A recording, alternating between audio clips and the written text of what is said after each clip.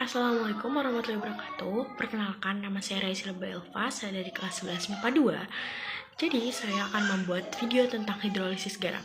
Tujuan saya membuat video ini supaya kita lebih memahami dan mengetahui tentang materi kelas 11 yaitu hidrolisis garam. Hari ini hari Senin, tanggal 20 Maret 2023. Jadi, pertama-tama saya akan menjelaskan tentang hidrolisis garam. Hidrolisis garam adalah terurainya garam dalam air yang menghasilkan asam dan atau basa. Hidrolisis berasal dari kata hidro dan lisis. Hidro artinya air, sedangkan lisis artinya penguraian. Jadi hidrolisis itu reaksi penguraian dalam air garam dalam air yang membentuk ion positif dan ion negatif. Ion-ion tersebut akan bereaksi dengan air membentuk asam dan basa. Asalnya reaksi hidrolisis berlawanan dengan reaksi penggaraman atau reaksi penetralan. Reaksi penggaraman yaitu reaksi antara asam dengan basa yang membentuk garam. Garam yang dihasilkan tidak terlalu bersifat netral tetapi tergantung kekuatan asam dan basa pembentuk garam tersebut. Lalu hidrolisis garam itu mengapa dapat terjadi ya? Jadi hidrolisis garam hanya terjadi jika salah satu atau kedua komponen penyusun garam tersebut berupa asam lemah dan atau basa lemah. Jika komponen garam tersebut berupa asam kuat dan basa kuat, maka komponen ion dari asam kuat ataupun basa kuat tersebut tidak akan terhidrolisis. Nah, selanjutnya ada jenis-jenis hidrolisis. Sebelumnya saya akan menjelaskan dulu. Larutan garam di dalam air ada yang bersifat asam, basa, dan netral. Sebagaimana diungkapkan bahwa sifat asam, basa, atau netral dari garam tersebut terjadi akibat ada interaksi antara ion garam dengan air. Di dalam air garam akan terjadi reaksi hidrolisis. Ada beberapa kemungkinan reaksi hidrolisis yang dapat terjadi. Ada 3. Yang pertama, kation yang berasal dari garam bereaksi dengan air dan menghasilkan ion H+, menyebabkan konsentrasi ion H+ lebih besar daripada konsentrasi ion OH- sehingga larutan bersifat asam. Kalau anion itu berasal dari garam bereaksi dengan air dan menghasilkan ion OH- menyebabkan konsentrasi ion H+ lebih kecil daripada konsentrasi ion OH- sehingga larutan bersifat basa. Yang ketiga, ada kation maupun anion yang berasal dari garam tidak bereaksi dengan air sehingga konsentrasi ion H+ dan ion OH- di dalam air tidak berubah dan larutan sehingga bersifat netral. Di PPT ada hidrolisis parsial. Hidrolisis parsial itu terjadi pada garam yang kation atau anionnya saja yang terhidrolisis. Kation terhidrolisis bersifat asam. Contohnya ada NH4Cl. Dan anion terhidrolisis bersifat basa seperti yang sudah dijelaskan. Contohnya itu ada CH3COO-Na. Hidrolisis total terjadi pada garam yang baik kation maupun anionnya terhidrolisis. Contohnya CH3COONH4 dan Al2S3. Jenis-jenis garam yang pertama itu garam yang terbentuk yang berasal dari asam kuat dan basa kuat.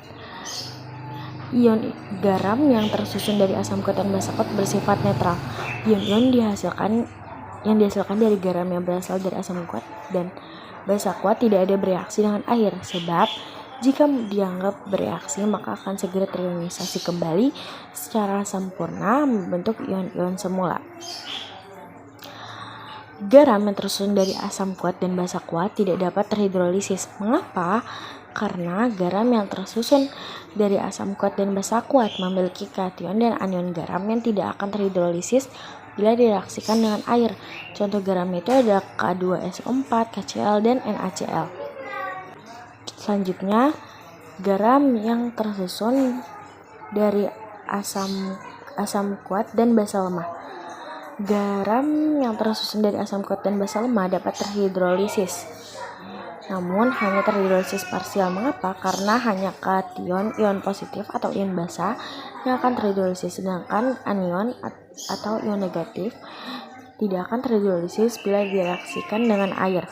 Garam yang berasal dari asam kuat dan basa lemah jika dilarutkan dalam air akan menghasilkan kation yang berasal dari basa lemah. Kation tersebut bereaksi dengan air menghasilkan ion H+ yang menyebabkan larutan bersifat asam. Selanjutnya, yang ketiga ada garam yang tersusun dari asam lemah dan basa kuat. Jadi Garam yang berasal dari asam lemah dan basa kuat jika dilarutkan di dalam air akan menghasilkan anion yang berasal dari asam lemah. Anion tersebut bereaksi dengan air menghasilkan ion OH- yang menyebabkan larutan bersifat basa. Garam tersusun dari asam lemah dan basa kuat dapat terhidrolisis, namun hanya terhidrolisis parsial. Mengapa? Karena hanya anion yang akan terhidrolisis, sedangkan kation tidak akan terhidrolisis bila direaksikan dengan air. Contohnya itu garam CH3COONa yang tersusun dari CH3COOH atau asam lemah dan NaOH yaitu basa kuat. CH3COONa menghasilkan CH3COO- ditambah Na+, Aquades. Reaksi hidrolisis ion CH3COO- bereaksi dengan air membentuk reaksi kesetimbangan. Jadi, reaksi hidrolisisnya itu CH3COO- ditambah H2O menghasilkan CH3COOH ditambah OH-. Yang keempat, garam yang tersusun dari asam lemah dan basa lemah. Garam yang berasal dari asam lemah dan basa lemah dalam air akan terionisasi dan kedua garam tersebut bereaksi dengan air. Jadi, garam yang tersusun dari asam lemah dan basa lemah dapat terhidrolisis secara sempurna. Mengapa?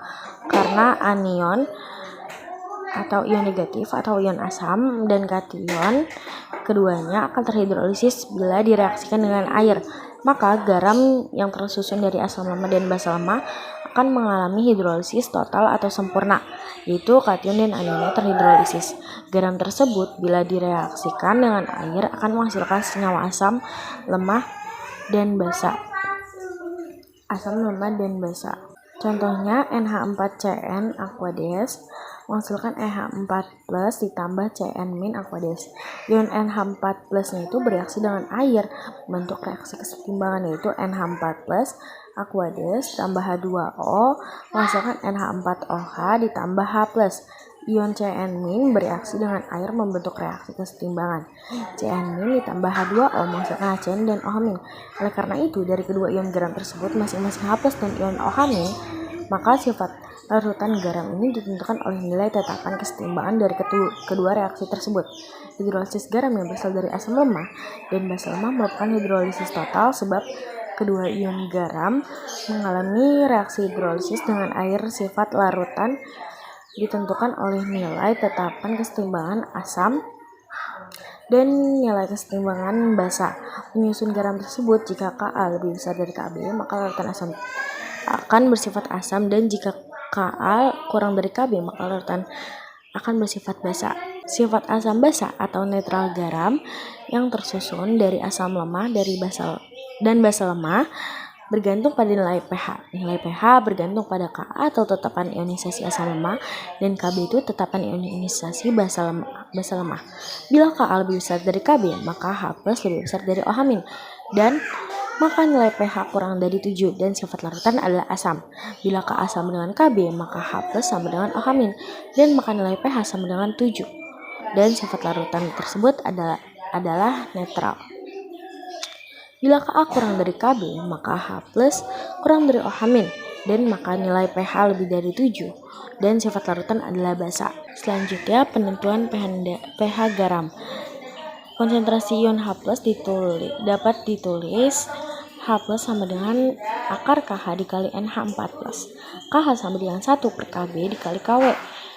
pH sama dengan min log H+.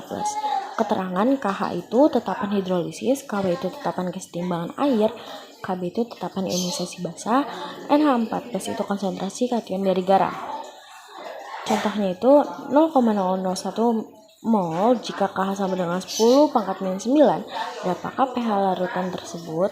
Di sini larutannya itu NH4Cl. Jadi larutan NH4Cl itu bersifat asam. Jadi H+ sama dengan akar KH dikali A garam sama dengan akar 10⁻⁹ dikali 1 kali 10⁻⁻³ sama dengan 10⁻⁻⁶. pH sama dengan min log 10⁻⁻⁶. Jadi pH larutan garam tersebut adalah 6. Konsentrasi OH- dapat dihitung dengan rumus OH- sama dengan akar KH dikali CH3CO-. KH sama dengan 1 per Ka dikali KW. POH sama dengan min log OH-, pH sama dengan 14 ditambah log OH-. Keterangan KH ketetapan hidrolisis, KW itu ketetapan kesetimbangan air, Ka itu ketetapan ionisasi asam, CH3COO- konsentrasi anion dari garam. M contohnya itu mol KH sama dengan 1,0 dikali 10 pangkat min 9. OH- sama dengan KH dikali CH3COO- sama dengan akar 10 pangkat min 9 dikali 0,1 sama dengan 10 pangkat min 5 mol. POH sama dengan min log dikali OH- sama dengan min log dikali 10 pangkat min 5 sama dengan 5. pH-nya itu 14 dikurang 5 sama dengan 9. Contoh yang terakhir, gram CH3COONH4 yang tersusun dari CH3COOH atau asam lemah dan NH4OH base lemah. CH3COONH4 menghasilkan CH3COO ditambah NH4-. CH3COO dan NH4- ini akan terhidrolisis. CH3COO- ditambah NH4+ ditambah H2O menghasilkan CH3COOH ditambah NH4OH. CH3COO- ditambah NH4 plus ditambah H2O menghasilkan NH4OH ditambah H+. Adanya ion H+ dan OH- menunjukkan bahwa larutan garam tersebut terhidrolisis total atau sempurna. Sekian dari presentasi saya hari ini, kurang lebihnya mohon maaf. Wassalamualaikum warahmatullahi wabarakatuh.